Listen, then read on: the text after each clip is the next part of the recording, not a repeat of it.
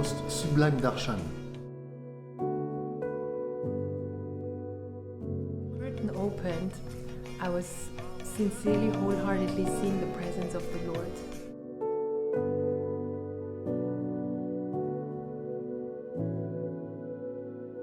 Vamsivata Prabhu, head Pujari of ISKCON London, is one such professional artist who approached us for producing outfits for Sri Radha Londoneshwar, the first ever Radha Krishna marble deities that were installed by Srila Prabhupada.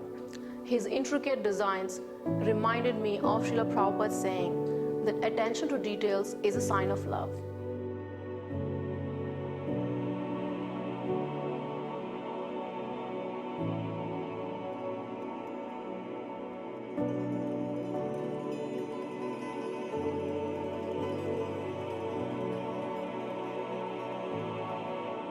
We're preparing for the big day tomorrow, Purnima, and we're just preparing the jewelry. Hopefully everything turns out right by the grace of their lordships. There's lots of preparations going on in the kitchen. Bhakti and his team, they're designing a nice outfit. I'm just wondering what is the deity colors and the rest of the colors of the deities.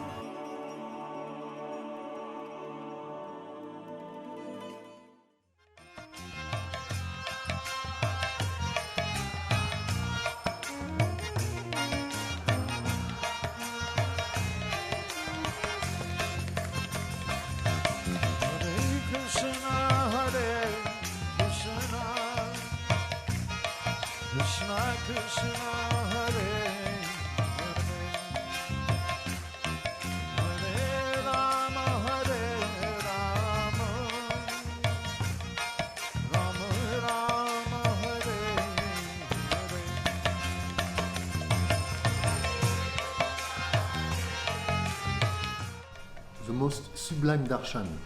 I've been coming here for 14 years, and really, I'm saying from my heart, I never saw such a beautiful darshan. The seats, the dress, the opulence, royal. Thank you very much for all those who have done this. It is simply stunning. The lordships are really great, meaning looking stunning in their new outfit for Gaura Purnima. Like looking like it's more like a spiritual world. It's out of the world. When the curtains opened, I thought it was wow, amazing. When the curtain opened, I was sincerely, wholeheartedly seeing the presence of the Lord. Like really, really real. The dress in itself brought, it manifested the Lord as in the super soul into the deities, and I was wholeheartedly, I was speechless when it opened. And then I almost had little tears because it was really beautiful to see that something which was from the beginning with sketches and thoughts and dreams, like a vision came like in reality on the altar with your help and everyone's help together. And it's like just the offering of love on the altar, and the dress really made that happen.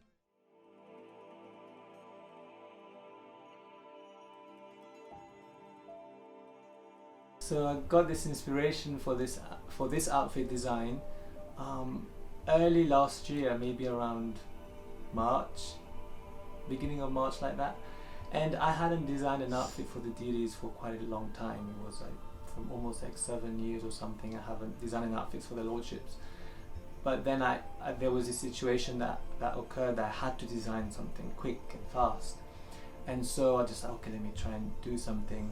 And I had thought I'd never design an outfit ever again, but there you go, I did an outfit. And then all of a sudden, it's like, as I was trying to figure out color schemes and everything, one thing that came to mind was that I really wanted this royal, elegant look, but at the same time something which royal, elegant, but not in the usual color scheme and not in the usual designs or like style. I wanted something to be very, very different. So I've really had this mint color in mind, and how to, and I always wanted to do dark navy midnight blue color scheme. So then I put those two things together and tried different ideas, and that's how I came up with this design. And there was a specific pastime that really inspired me about this royal look, and that was there's this place in in Vraj called Umrao, and that's the place where Srimati Radharani was crowned the Queen of Vrindavan by her friends. So that royal look, Vrindavan royalty look, usually you don't think of Vrindavan being like royalty, but these two things coming together: Vrindavan, the sweetness of Vrindavan, and the awe of being royalty. So I wanted these two things to come together like that. So therefore, when you speak of royalty, you think of pearls, you think of from very, very rich kind of embroidery. So I went for Dabka. If you see in the outfit, there's like this very intricate wire kind of rope looking embroidery going on there, and that's really time consuming to do. So, and then you see very intricate detail, there's stones in there, and just very this richness I wanted to bring out in this design. As a designer, I've done other outfits before with other outfit walas in India, and if anybody who knows outfit making knows it's quite a challenge when you're designing something and you want them to replicate you, to bring your designs into, bring them to reality. It's quite a challenge because you end up giving a design and something else comes out. So that was always a bit of frustration for me when I was doing outfits many years ago.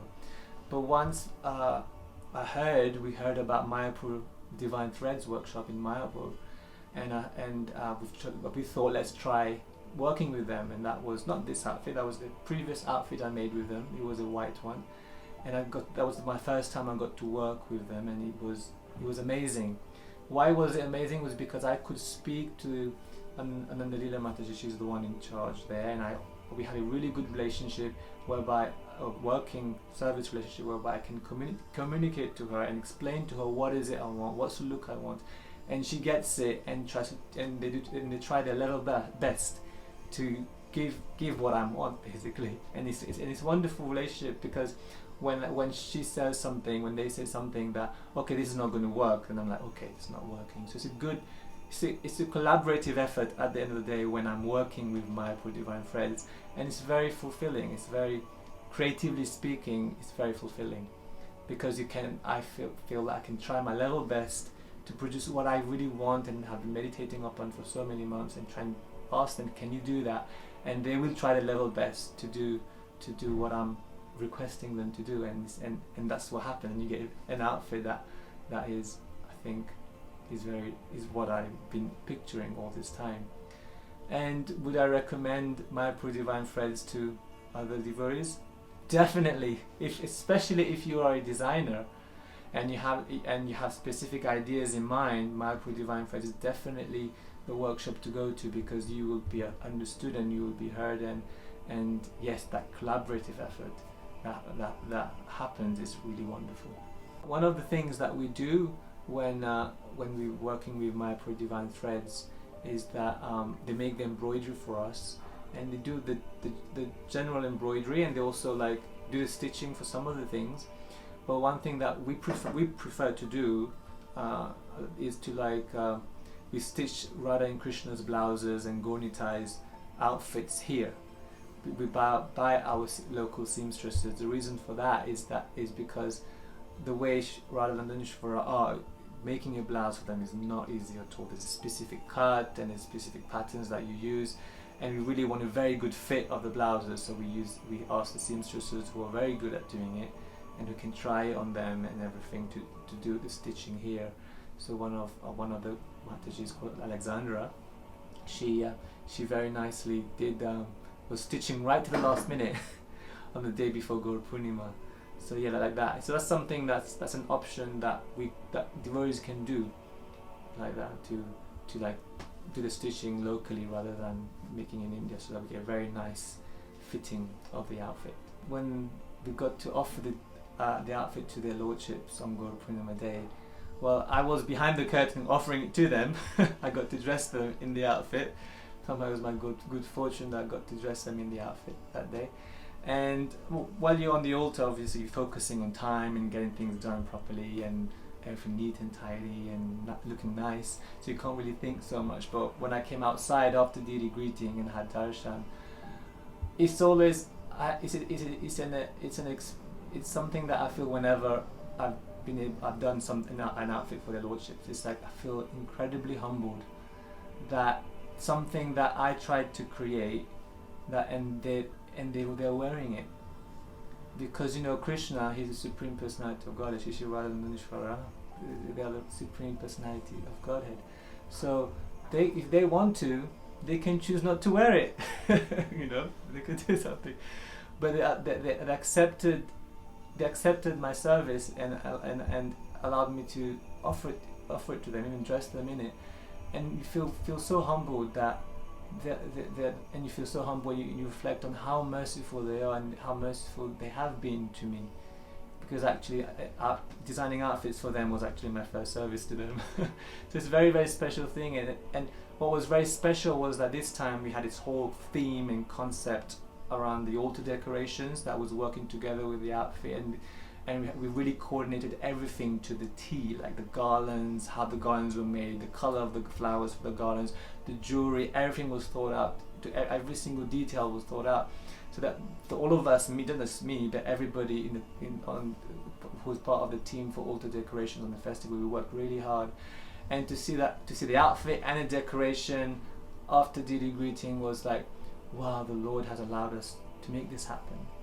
And what was most amazing was to see all the devotees so happy after having darshan. I had so many devotees come to me, wow, they look so amazing, I've never seen something so beautiful.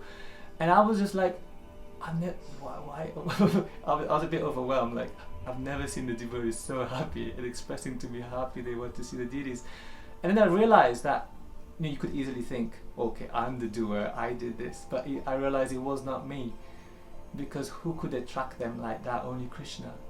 And then I realized, and again I felt humbled that Krishna has allowed me to become an instrument in them doing their magical pastime of attracting everybody to them. So yeah, it was really wonderful, and so heart full of humility and gratitude, and really happy.